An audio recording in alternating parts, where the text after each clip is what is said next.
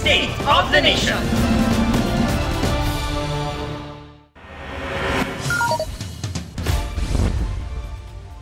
Nagsalpukan ng isang kotse at motorsiklo sa Batangas City. Sa tindi ng pagkakabangga, tumilapon ng rider. Dumausdos pa ng ilang metro ang motor niya, idiniklarang dead on arrival sa ospital ang rider. Batay sa investigasyon, kinain ng kotse ang linya ng motor. Posibleng nakaidlip daw ang driver nito na nasugatan din. Binubuo na ng MMDA ang implementing rules and regulations para sa pagpapatupad na ban sa mga e-trike at e-bike sa mga national roads sa Metro Manila sa April 15. Sa gitna ng public consultation para rito, inalmahan ng ilang grupo ang polisiya. May report si Joseph Morong. Tuloy na ang ban sa mga e-trike at e-bike sa mga national roads sa April 15. Nagsagawa ng public consultation ng MMDA sa iba't ibang grupo para sa implementing rules and regulations o IRR nito. Kabilang sa mga kalsada kung saan bawal ang mga e-bike at e-trike ang EDSA na mayroong bike lane.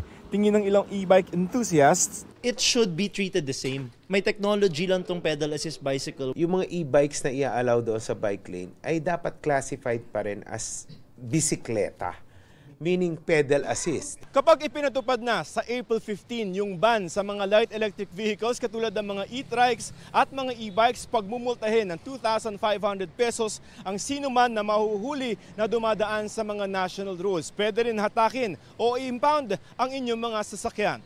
Hiling ng mga commuter group, huwag munang ipatupad ang ban. Labag din daw ang ban sa Electric Vehicle Industry Development Act na nagpo-promote ng paggamit ng e-vehicles. Sabi ng Make It Safer Movement, marami ng proposal para gawing ligtas ang mga lansangan pero dinidelay raw ito ng MMDA. EDSA, meron na pong matagal nang naghihintay na proyekto sa pag-improve po ng mga bike lanes natin doon. Ilang beses na rin pong hinihintay ang coordination at cooperation ng MMDA and other stakeholders. Nag-i-implement ang Quezon City ng mga bike lane program niya, di ba? Opo. Hindi naman namin hinarang yan. Yung EDSA, ang pinipilit nyo magsara ng isang karsada. Imagine niyo kung gaano kasikip ang EDSA. Hindi rin daw totoong delikado ang mga e-trike at e-bike kung ikukumpara sa ibang sasakyan. They're definitely not as dangerous as MMDA is claiming. Sa datos ng MMDA, parami ang mga e-bike na sangkot sa aksidente. Triple ng bilang ng 2019 ang bilang nung isang taon. Kukonsiderahin daw ng MMDA ang mga suhestyon ng grupo sa binabalangkas nilang IRR. Joseph Morong, nagbabalita para sa GMA Integrated News. Nahaharap sa patong-patong na reklamo ang isang Korean national na pumatay sa asong inakala niyang humabol at kumagat sa kanya. May spot report si Mark Salazar. Kuha ito sa tapat ng isang restaurant sa Malate, Maynila, kung saan napasugod ang isang Korean national hanggang sa nagkaroon ng habulan at takbuhan. Ayon sa may-ari ng restaurant, nasa Baguio siya nang mangyari ang insidente. Tinawagan daw siya ng tauhan niya para sabihang sinaksak ng dayuhan ng alaga niyang aso. Sa pag-aakalang isa ito sa mga asong galang humabol at kumagat sa kanya. Nung nakagat siya, naglakad siya papunta doon sa restaurant namin. Nagpatulong siya. So tinulungan siya ng isang empleyado namin na hinugasan yung sugat niya. Tiyempo nandun naman yung kutsilyo. Yun yung ginamit niya pansaksak doon sa aso namin. Humingi na raw ng tawad sa kanila ang dayuhan. Kinundi na ng isang animal welfare advocate ang nangyari. Wala raw lusot sa batas ang suspect kahit banyaga siya. Kahit po ito ay isang aspin o asong Pinoy o isang breed ay pare-pareho po ang pamantayan ng batas natin. At ang nilabag niyang batas ay ang Animal Welfare Act of 1998. 100,000 maximum penalty and/or ang up to 2 years na imprisonment. Tumanggi na magbigay ng pahayag ang suspect na nahaharap sa kasong paglabag sa Animal Welfare Act, malicious mischief at illegal possession ng deadly weapon. Mark Salazar, nagbabalita para sa GMA Integrated News. Iginiit ni Pastor Apollo Kibuloy na hindi siya haharap sa mga pagdinig ng Kongreso kung saan hindi raw patas ang laban. Sinabi ni Kibuloy kasunod ng pag-cite in contempt sa kanya ng Senado at sa gitna ng mga pagdinig ng Kamara sa prangkisa ng SMNI. May report si Mav Gonzalez.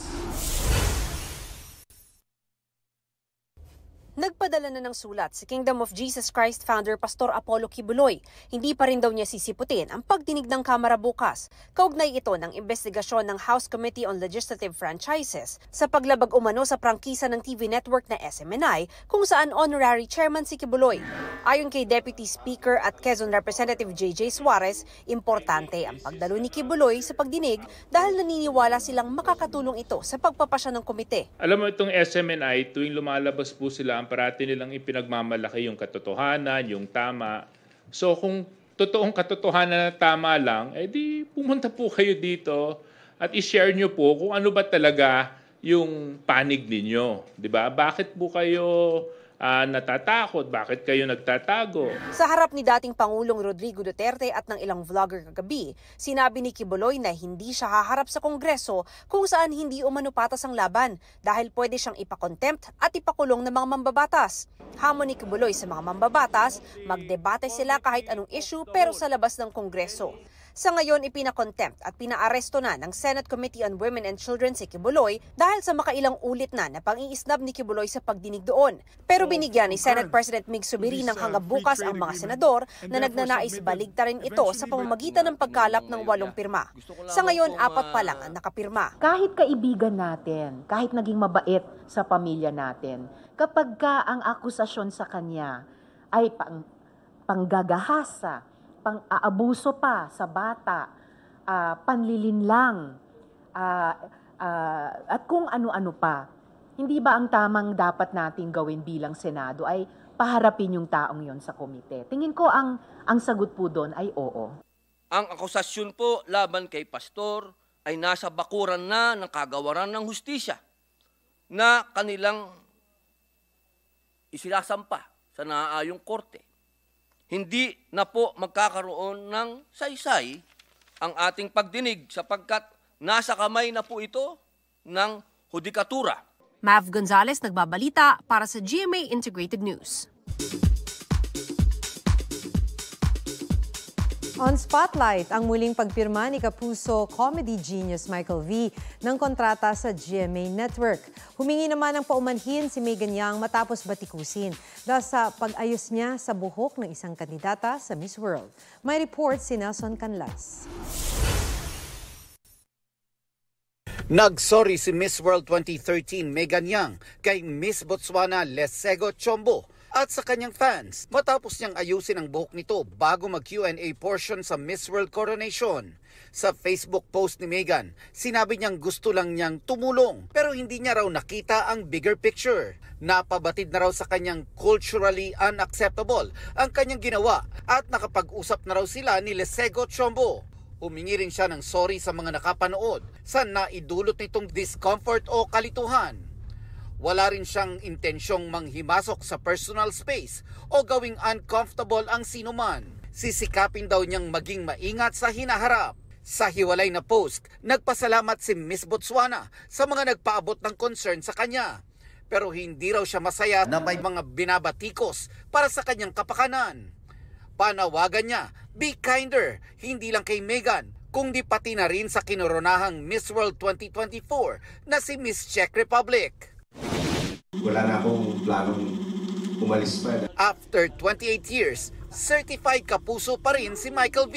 Muli siyang pumirma ng kontrata sa GMA Network sa pangunguna ni na GMA Network Incorporated Chairman Attorney Felipe L. Gozon, President and CEO Gilberto Arduabic Jr., EVP and CFO Felipe S. Yalong, Entertainment Group Senior Vice President Lilibet G. Razonable, at iba pang opisyal ng Kapuso Network. Kasama naman ni Bitoy ang kanyang misis at manager na si Carolina Bunagan. Napatunayan na niya sa more than 28 years na lumalabas siya sa mga programa niya.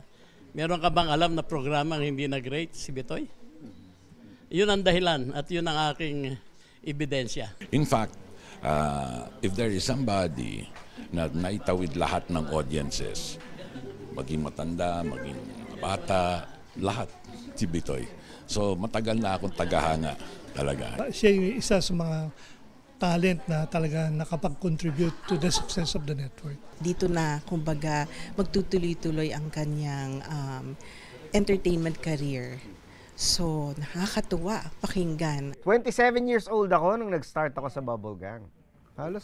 Halos kalahati na ng buhay ko. What is your message to your 27-year-old self? Never lose sight of your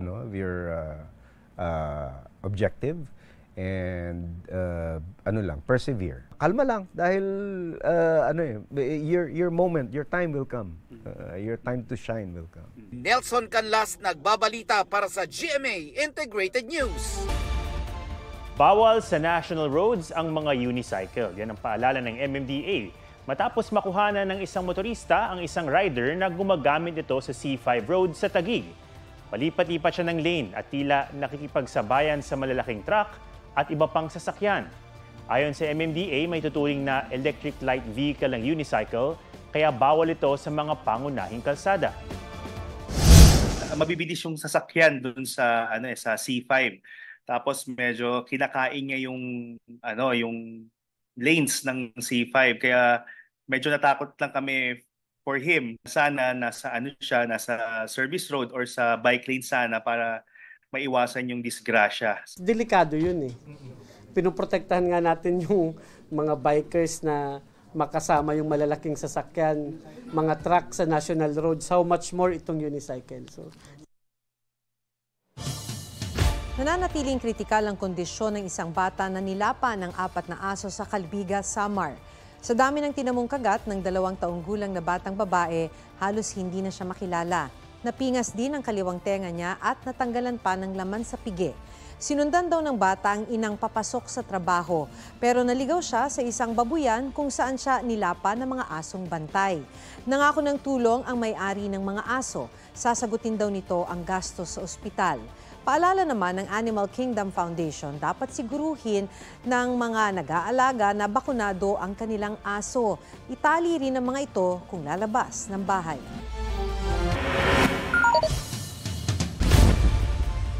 Normal ang takbo ng mga sasakyan sa bahaging yan ng Skyway Stage 3 nang mag-counterflow at masalpok ng isang motorsiklo ang kasalubong na sasakyan. Tumilapo ng rider. Nayupi naman ang bumper ng nakabanggaang AUV. Nadala pa ang rider sa ospital pero namatay kalaunan. Sa statement ng Skyway, galing sa A. Bonifacio Avenue ang rider at umakyat ng off-ramp ng Skyway northbound na pababa ng NLEX. Sinubukan siyang harangin ng mga tauhan ng Skyway pero tumatakbo ng 80 km/h ang motor. 60 km/h ang speed limit sa Skyway Stage 3. Nakainom din daw ang rider na walang suot na helmet at mas mababa sa pinapayagang 400cc ang kanyang motorsiklo.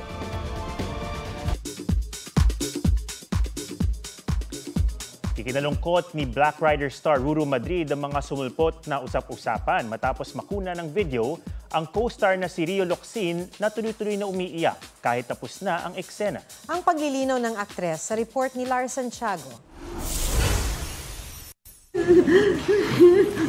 Nasa tent na at tumigil na sa pagrolyo ang kamera. Pero hindi pa rin mapigil sa paghagulgol ang veteran actress na si Rio Locsin. Yan ay matapos kunan ang isa sa mga eksena sa top rating action series sa GMA Prime na Black Rider. Kasunod nito, lumabas ang balitang nahirapan umanong huminga ang aktres at wala umanong medic sa set para umalalay. Pinabulaanan ng aktres ang batikos na walaan nilang medic sa set ng Black Rider.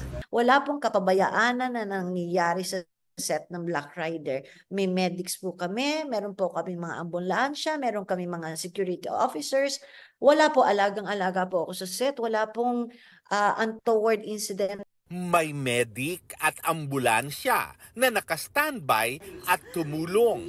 Pero hindi lang daw niya kailangan ng medic noon. Hindi po ako inatake ng hika, wala po akong hika. Hindi rin po ako nagkaroon ng anxiety attack, wala pong ganon. Yun lang talaga, mabigat lang po talaga yung excel. Paglilinaw niya, hindi siya agad nakabitaw sa napakataas na emosyon sa mga kinuna nilang eksena. Since pang-apat na siya, masyado nang mataas yung emosyon ko na pagdating doon sa ika-4th scene, hindi ko na siya mapigilan kahit after the scene. Si Ruru, ikinalulungkot ang kumalat na fake news. Imposible pong walang medic sa set dahil hindi po natin alam kung ano po yung mga pwede mangyari sa atin during dun sa time na nagtatrabaho po tayo. At the same time, meron tayong naka-standby na mga kapulisan, firefighters. Isang araw si Ruru sa mga minsanang natulungan ng medic sa set nang magtamo ng knee injury noong Agosto habang ginagawa ang isang stunt. Panawagan niya ngayon, itigil na ang pagpapakalat ng mga maling balita. Lars Santiago nagbabalita para sa GMA Integrated News. Yan po ang State of the Nation. Ako si Ato Maraulio para sa mas malaking misyon. Para sa mas malawak na paglilingkod sa bayan, ako si Maki Pulido mula sa GMA Integrated News. Ang News Authority ng Pilipinas. Mga kapuso, alamin ang State of the Nation. Mag-subscribe sa GMA Integrated News sa YouTube. Sa ating mga kapuso abroad, samahan nyo kami sa GMA Pinoy TV at sa www.gmanews.tv.